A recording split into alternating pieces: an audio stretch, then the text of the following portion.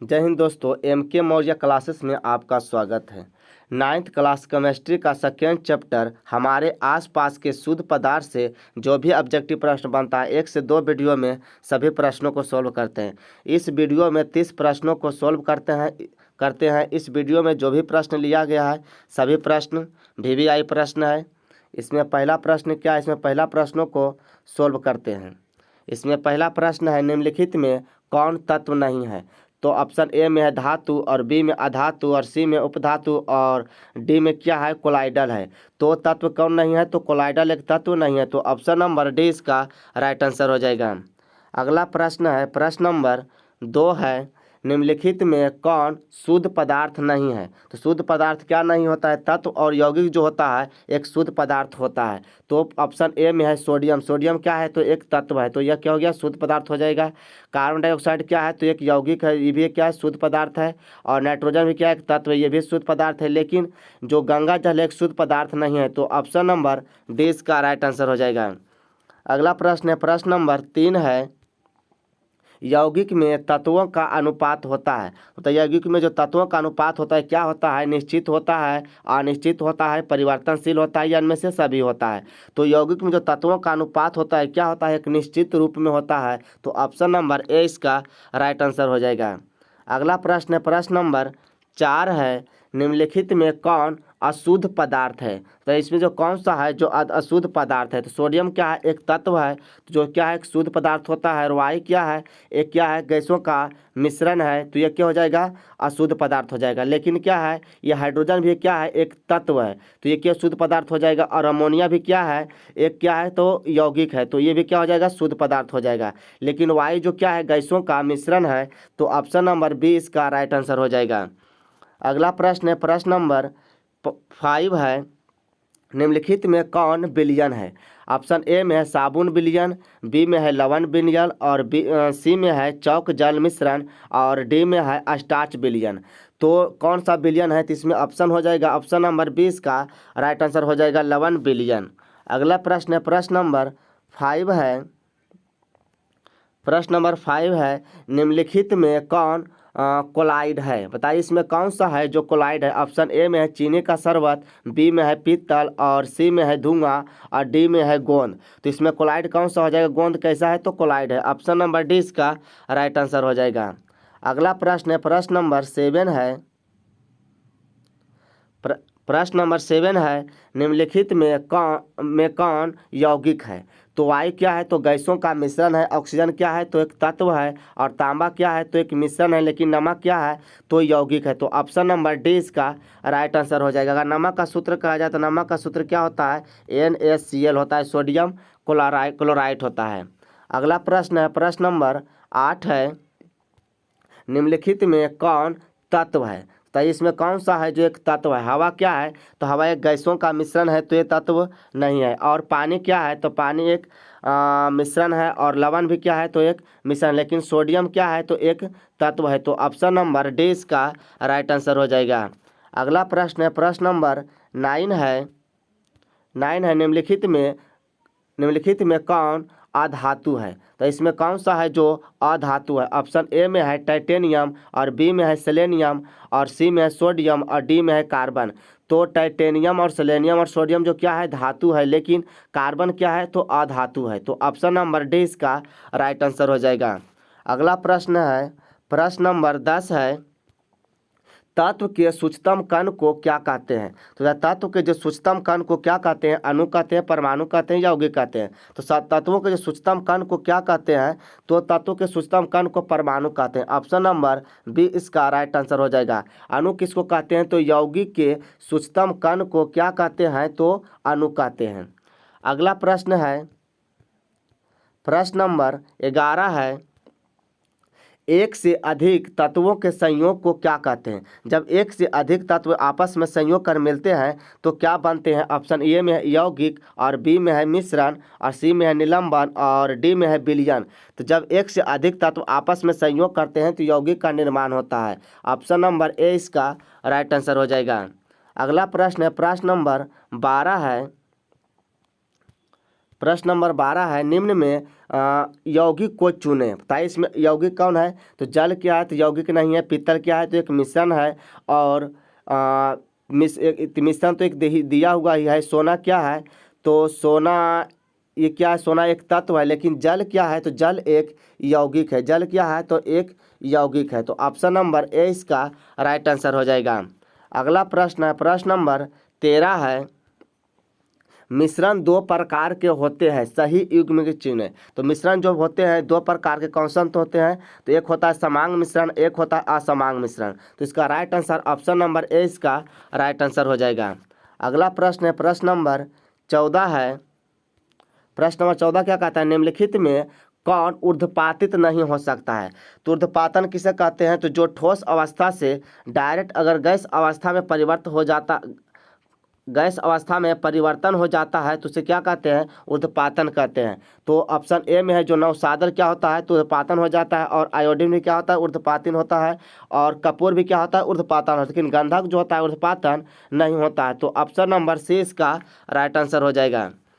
अगला प्रश्न है, प्रश्न नंबर 15 है, निम्नलिखित में कौन भौतिक परिवर्तन है।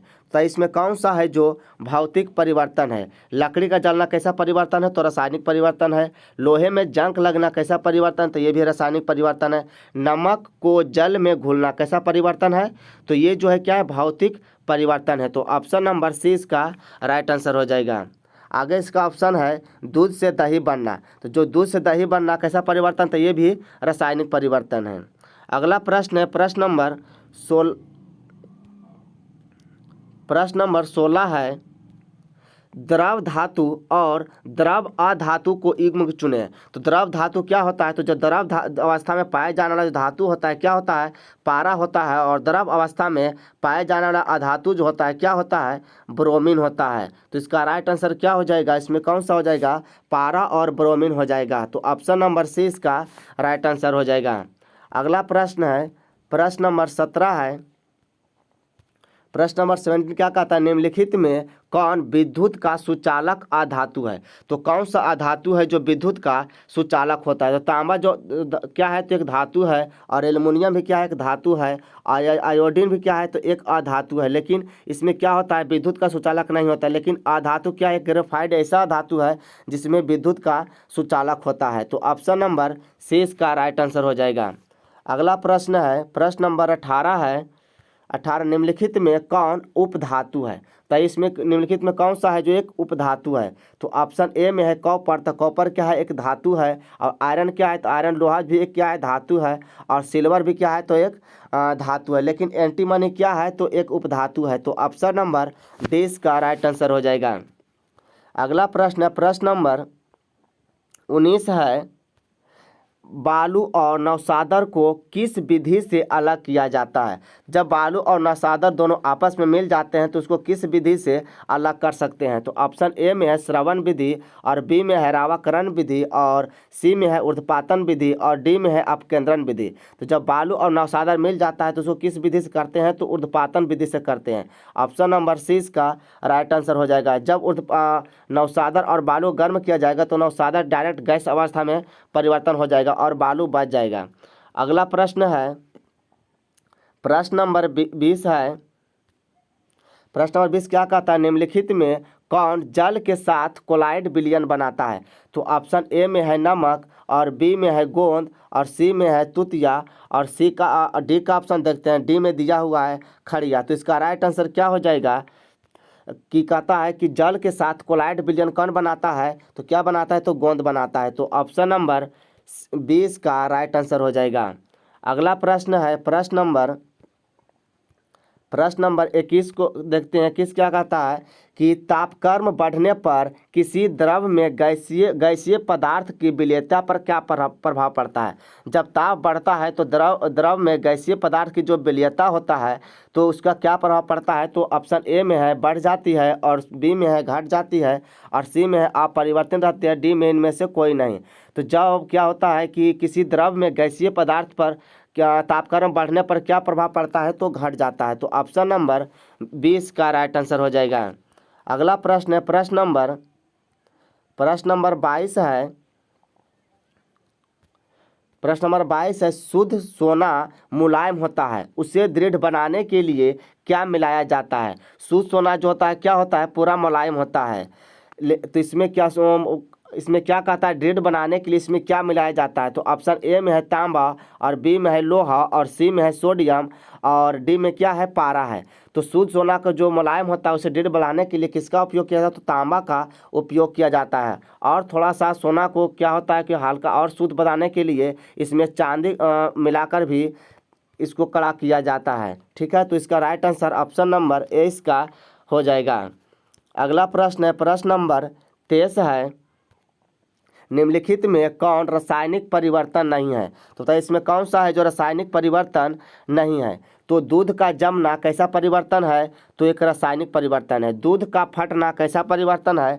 तो रासायनिक परिवर्तन है। दूध से मक्खन निकालना कैसा परिवर्तन है? तो ये भौतिक परिवर्तन है। और दूध से दही बनना ये भी रासायनिक परिवर्तन है। तो इसका right answer option number C हो जाएगा, दूध से मक्खन बनाना। अगला प्रश्न है, प्रश्न नंबर 24 है, प्रश्न नंबर 24 है, निम्नलिखित में कौन मिश्रण है? तो चांदी क्या है? तो चांदी एक तत्व है। हाइड्रोजन भी क्या है? एक तत्व है। और जल क्या है? तो जल एक यौगिक है। और वायु क्या है? तो गैसों का मिश्रण है। तो ऑप्शन नंबर डी इसका राइट आंसर हो जाएगा। अगला प्रश्न है, प्रश्न नंबर 25 है,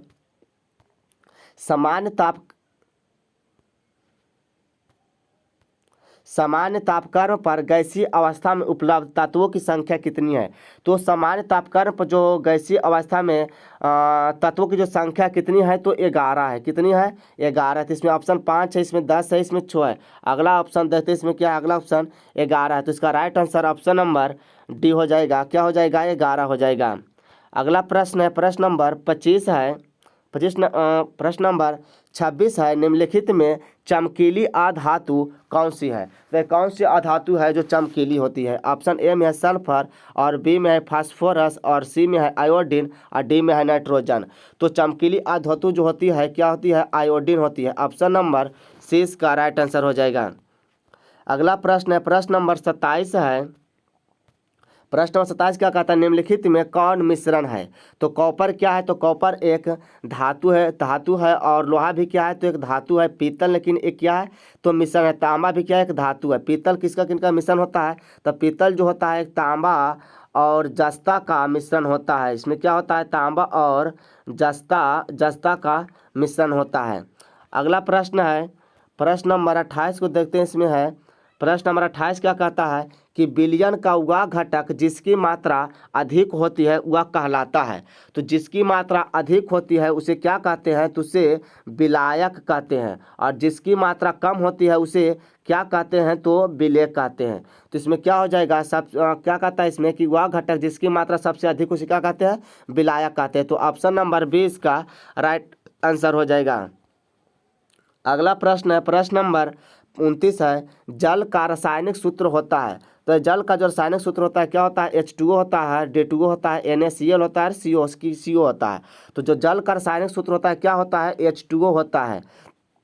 ये किसका सूत्र है? तो ये है जो भारी जल का रासायनिक सूत्र है। NaCl नमक का रासायनिक सूत्र है। CO जो क्या है? कार्बन मोनोऑक्साइड का रासायनिक सूत्र है। अगला प्रश्न है, प्रश्न नंबर 30 है और लास्ट प्रश्न है, भारी जल का रासायनिक सूत्र होता है। तो ये भारी जल का जो रासायनिक सूत्र क्या होता है? H2O होता है, D2O होता है, NaCl होता है। तो भारी जल का जो रासायनिक सूत्र होता है क्या होता है? D2O होता है, डिटोरियम ऑक्साइड होता है। और H2O क्या होता है? जल का रासायनिक सूत्र होता है। NaCl क्या होता है? नमक का रासायनिक सूत्र, जो क्या कहते हैं? सोडियम क्लोराइड कहते हैं। तो इस प्रश्न का right answer option number B हो जाएगा। वीडियो अच्छा लगा तो लाइक, सब्सक्राइब और शेयर करें। जय हिंद।